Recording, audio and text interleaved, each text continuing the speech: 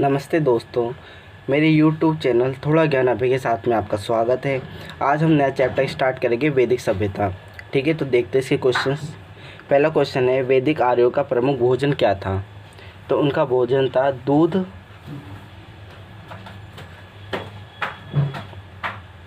और उससे बने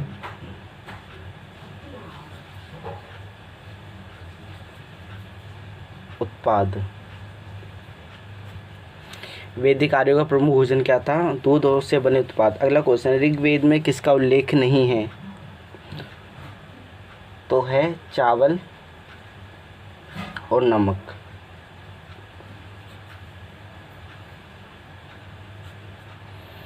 अगला क्वेश्चन है, कौन सा अन्न मनुष्य द्वारा सबसे पहले प्रयोग में लाया गया? तो वो था जौ।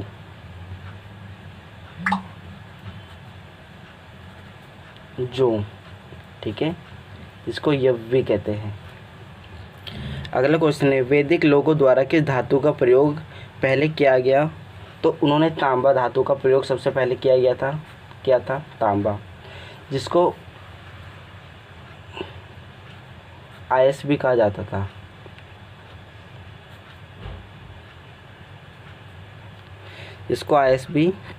था।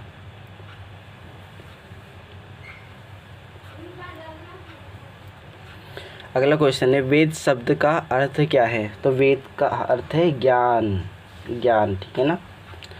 अगला क्वेश्चन है, आर्य पूर्वों के साथ अपने संघर्षों में सफल रहे क्योंकि उन्होंने घोड़े द्वारा चलाए जा रहे रथों का प्रयोग किया था। घोड़े द्वारा चलाए गए रथों का प्रयोग किया था।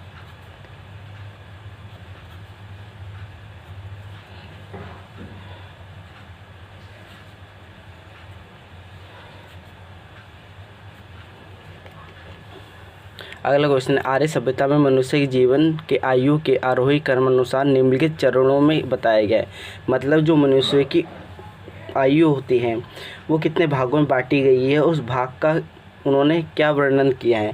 तो उन्होंने पहले करा है ब्रह्मचर्य। पहले तो उन्होंने कहा है कि मनुष्य की आयु 100 वर्ष है और उसको 25-25 करके बांटा गया है। ठीक है ना। तो पहला चरण है ब्रह्मचर्य। दूसरा चरण है इनका गृहस्थ, शादीशुदा होना। तीसरा है वानप्रस्थ यानी वन में जाना। वानप्रस्थ यानी वन में जाना। फिर है संन्यास, फिर संन्यास ले लेना। ठीक है। अगला क्वेश्चन है, किसमें मनुष्य की 4 अवस्थाओं का उल्लेख मिलता है? तो मिलता है जाबालोपनिषद में। जाबालोपनिषद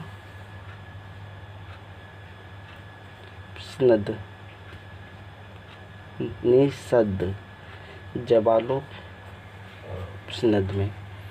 ठीक है, सही से लिख देता हूँ, जाबालोपनिषद।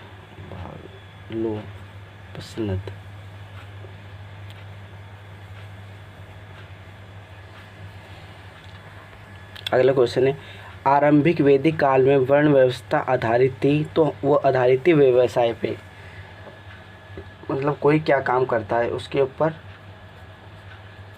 जाति व्यवस्था आधारित थी। ऋग्वैदिक लोगों को पशुचारक क्यों कहा जाता था? क्योंकि ऋग्वेद में गाय और सांड का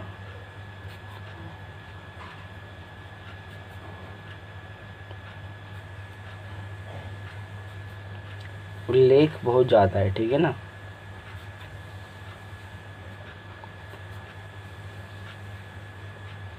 काफ़ी बार बताया गया है। ठीक है ना, इसलिए उन्हें पशुचारक कहा जाता था। अगला क्वेश्चन है, आर्यों को एक जाति कहने वाला पहला यूरोपियन कौन था? तो था मैक्स मूलर।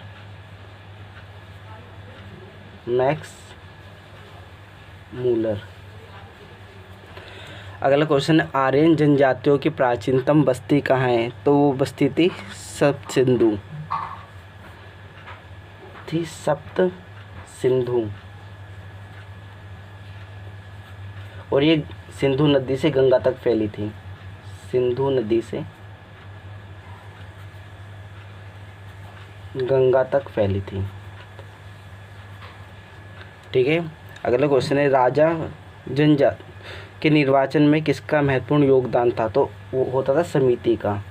वहाँ एक समिति थी जो राजा या वहाँ के सरदार का चुनाव करती थी। अगला क्वेश्चन है, वैदिक युग में राजा अपनी जनता से जो कर वसूल करते थे उसे क्या कहते थे? तो उसे कहते थे बलि। अगला क्वेश्चन है, बलि को संग्रहित करने वाला अधिकारी क्या कहलाता था? वो तो कहलाता था भागदुग या भागदुध।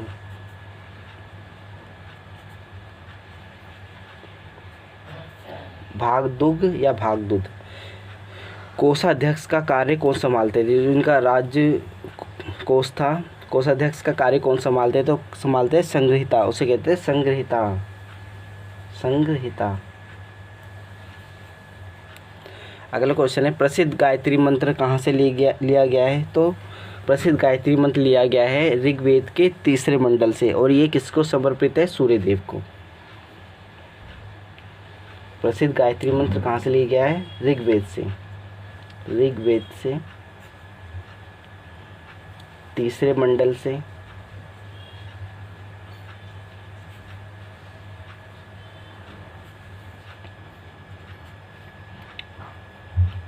और यह सूर्यदेव को समर्पित है। यह सूर्यदेव को समर्पित है।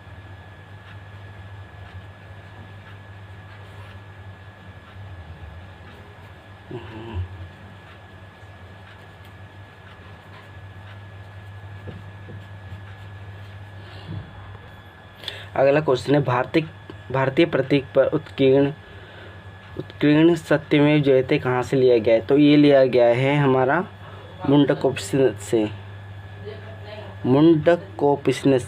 ठीक है ना, ये लिया गया है मुंडकोपनिषद से।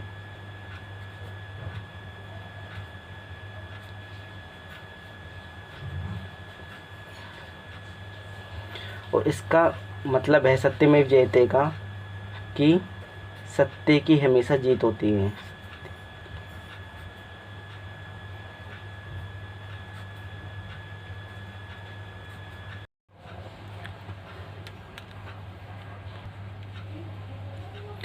सत्य की हमेशा जीत होती है। अगला क्वेश्चन, किस विदुषी ने वाद विवाद में अजय याज्ञवल्क्य को चुनौती दी थी? तो दी थी गार्गी ने। अगला क्वेश्चन है, वैदिक गणित का सर्वाधिक महत्वपूर्ण ग्रंथ कौन सा है? तो है शुल्ब सूत्र, जो ज्यामिति से संबंधित है। अगला है, वैदिक काल के लोगों को किस फसल का ज्ञान नहीं था? तो उन्हें तंबाकू का ज्ञान नहीं था। इसका ज्ञान नहीं था, तंबाकू का। अगला क्वेश्चन है, प्रारंभिक आर्य मुख्यतः कहाँ निवास करते थे? तो करते थे गाँवों में।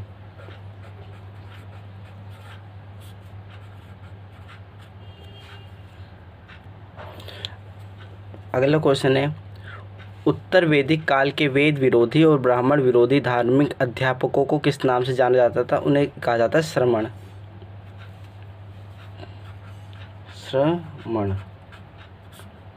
किस नाम से जाना जाता था? श्रमण के नाम से। अगला क्वेश्चन, भारतीय संगीत का उद्गम कहाँ खोजा गया है? तो खोजा गया है सामवेद की संहिता में। सामवेद की संहिता में, यानी सामवेद का संबंध किससे? संगीत से। जब भी भारतीय संगीत का नाम आएगा तो सामवेद से ही उत्पन्न हुआ है। ठीक है ना। अगला क्वेश्चन है, पूर्व वैदिक या ऋग्वैदिक संस्कृति का काल किसे माना जाता है? तो वो माना जाता है 1500 ईसा पूर्व से 1000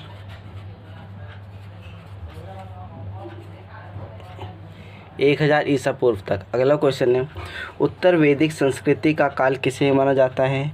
तो माना जाता है 1000 ईसा पूर्व से 600 ईसा पूर्व तक।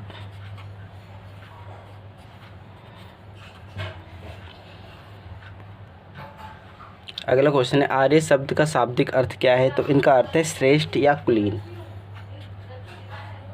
श्रेष्ठ या कुलीन।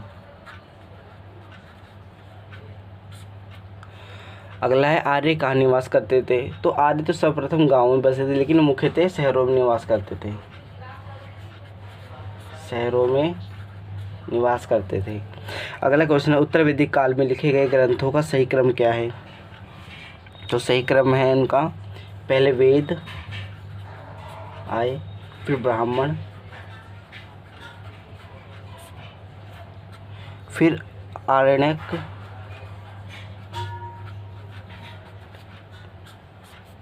और फिर उपनिषद।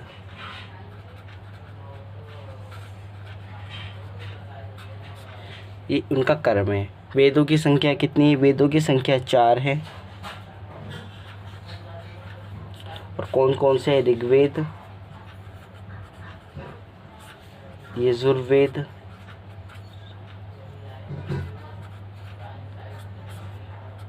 सामवेद और अथर्ववेद। अथर्ववेद।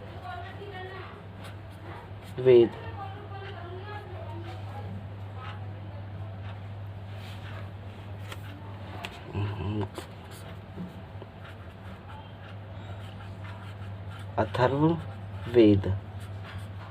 आज ठीक है फ्रेंड्स, आज मेरा थोड़ा पेन ख़राब हो गया है, तो ठीक है ना। 30 तक क्वेश्चन करवाए हैं, अब बाकी के मैं नेक्स्ट वीडियो में बताऊंगा आपको। इसके भी मतलब वही हो गए ऑलमोस्ट 80 से 90 क्वेश्चन करेंगे, फिर इसके बाद दूसरा चैप्टर स्टार्ट करेंगे, ठीक है ना। तो दोस्तों अगर वीडियो अच्छी लगे तो चैनल को सब्सक्राइब करें, वीडियो को लाइक और शेयर करें। तो मिलते हैं अगली वीडियो में, तब तक के लिए बाय और जय हिंद।